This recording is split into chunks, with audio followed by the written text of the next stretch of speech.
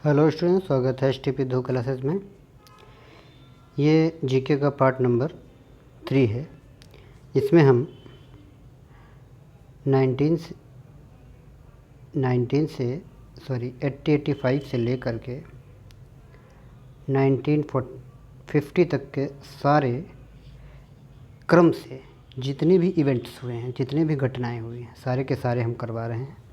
ये उसका part number 3 है। ठीक है, चलिए आज शुरू करते हैं। पहला क्वेश्चन क्या है कि नमक सत्याग्रह कब हुआ था। सबसे पहली बात मैं यहाँ पे बताना चाहूँगा कि हम यहाँ पे क्रम से आपको बता रहे हैं कौन सी घटनाएं कब हुई थी। ठीक है, इसके बारे में जो एक्सप्लेनेशन है वो इनके बाद आने वाले वीडियो में हम पूरी डिटेल में आपको बताएंगे इसमें क्या क्या कहानी हुई थी। लेकिन तब भी जो भी इम्पोर्टेंट चीज़ है वो हम यहाँ पर शो कर रहे हैं। ठीक है, चलिए स्टार्ट करते हैं। नमक सत्याग्रह कब हुआ था।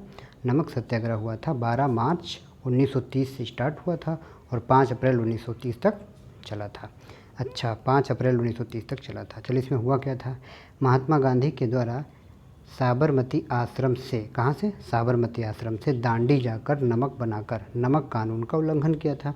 अच्छा, इस उल्लंघन क्यों किया था? क्योंकि नमक पर कर ब्रिटिशों ने बढ़ा दिया था, इसलिए इसका उल्लंघन गांधी जी ने किया था। ठीक है। दूसरा, सविनय अवज्ञा आंदोलन कब प्रारंभ हुआ था। ये प्रारंभ हुआ था 6 अप्रैल 1930 को, सविनय अवज्ञा आंदोलन। ठीक है। प्रथम गोलमेज सम्मेलन की अगर बात करें तो प्रथम गोलमेज सम्मेलन 12 नवंबर 1930 को स्टार्ट हुआ था। प्रथम गोलमेज सम्मेलन। अच्छा, प्रथम गोलमेज सम्मेलन कब स्टार्ट हुआ था? 12 नवंबर 1930 को स्टार्ट हुआ था। इसमें क्या हुआ था भाई? प्रथम गोलमेज सम्मेलन में ब्रिटिश प्रधानमंत्री मैकडोनाल्ड की अध्यक्षता में लंदन में ये आयोजित किया गया था पहली बार सम्मेलन। ठीक है। उस समय जो ब्रिटिश के प्रधानमंत्री थे वो कौन थे? वो मैकडोनाल्ड थे। उस समय वायसराय कौन था? लॉर्ड इरविन वायसराय था। ठीक है, प्रथम गोलमेज सम्मेलन। फिर हम बात करते हैं देश भर में स्वाधीनता दिवस मनाया कब गया था? 1930 को मनाया गया था। देश भर में स्वाधीनता दिवस 1930 को मनाया गया। गांधी इरविन समझौता कब हुआ था?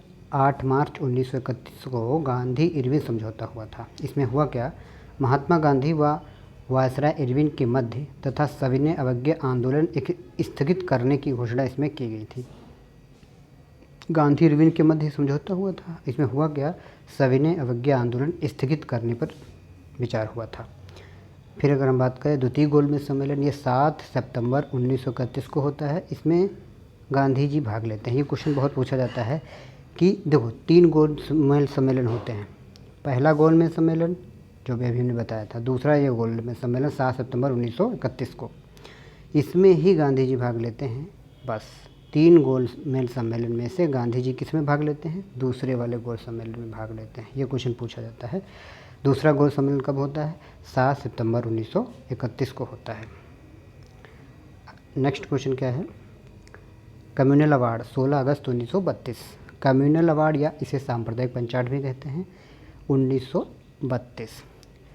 इसमें होता क्या है? मैकडोनाल्ड द्वारा पृथक प्रतिनिधित्व प्रदान किया जाता है। इसमें मैकडोनाल्ड द्वारा पृथक प्रतिनिधित्व प्रदान किया जाता है इसमें। चलिए नेक्स्ट क्वेश्चन की बात करें हम। पूना पैक्ट, ये सितंबर 1932 में होता है। सितंबर 1932 में पूना पैक्ट होता है। गांधी जी और अम्बेडकर के बीच में होता है। अच्छा, तो इसकी कहानी पढ़ लेते हैं।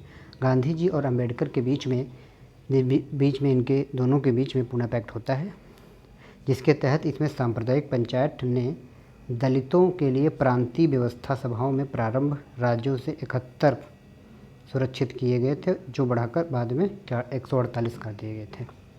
मतलब छूट जो भी दी गई हो 71 की जगह पर फ़िलहाल सीटें 148 इनकी कर दी गई थी।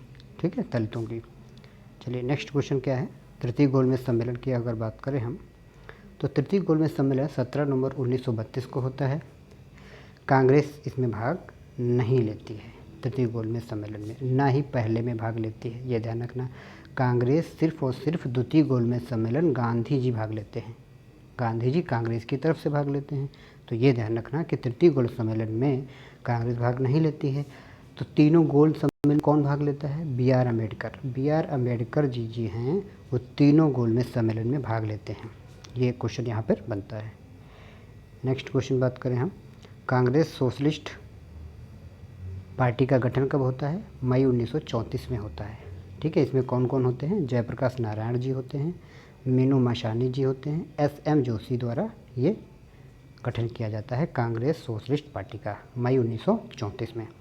उसके बाद भारत सरकार अध्ययन लॉर्ड वेलिंगटन के समय 1935 में आता है। भारत सरकार अध्ययन कब होता है? 1935 में लॉर्ड विलियम वेलिंगटन के समय। ठीक है, फिर बात करते हैं हम फॉरवर्ड ब्लॉक 1 मई 1939 में इसका गठन किया जाता है सुभाष चंद्र बोस के द्वारा। देखो, सुभाष चंद्र बोस जी को 2 बार कांग्रेस का अध्यक्ष बनाया गया था। एक 1938 में बनाया गया था और दूसरा 1939 में बनाया गया था। ठीक है, एक 1938 में बनाया गया, फिर दूसरा 1939 में बनाया गया।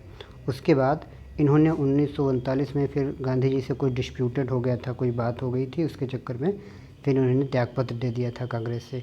फिर 1 मई 1939 को ये फॉरवर्ड ब्लॉक का गठन किया था। नेक्स्ट बात करते हैं अगर मुक्ति दिवस की, 22 दिसंबर 1939 को ये दिवस मनाया जाता है। मुस्लिम लीग के द्वारा कांग्रेस मंत्रिमंडलों के त्यागपत्र पर यह बनाया गया था। ठीक है, बात करते हैं पाकिस्तान की मांग कब होती है। 24 मार्च 1940 को पाकिस्तान मांग करते हैं, एक अलग देश के रूप में मांगते हैं। मुस्लिम लीग के द्वारा ये अधिवेशन लाहौर में किया जाता है, जिसमें वो 24 मार्च 1940 को पाकिस्तान एक अलग राष्ट्र बनाने की मांग करते हैं। ठीक है, देखिए ये सारे हम क्रम से दे रहे हैं। ठीक है, इन्हें आप नोट करते रहना। इसमें जो भी बहुत ज़्यादा इम्पोर्टेंट है वो हम लिख देते हैं ताकि आप इनको रिवाइज कर लें। इनका भी जो एक्सप्लेनेशन है वो आने वाले वीडियो में हम पूरा करेंगे कि नमक सत्याग्रह में क्या हुआ था, क्या क्या कहानी थी, कैसा क्या हुआ।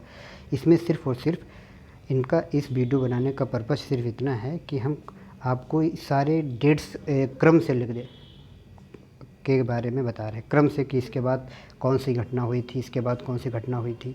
क्योंकि मिलान जब आता है तो इनको मिलाने के लिए ये डेट्स हमको आनी चाहिए, तभी हम मिला सकते हैं कि पूना पैक्ट कब हुआ था, रोलाट एक्ट कब आया था, ये डेट। तो ये डेट आपको यहीं से सारी मिल जाएंगी, इसके बाहर नहीं होगा। यहाँ हम करा रहे हैं 1885 से 1950 तक। ठीक है, ये बहुत ज़्यादा पूछे जाते हैं, इसलिए आप इन्हें रिवाइज करते रहें। ठीक है, मिलते हैं नेक्स्ट वीडियो के साथ में। Okay, thank you.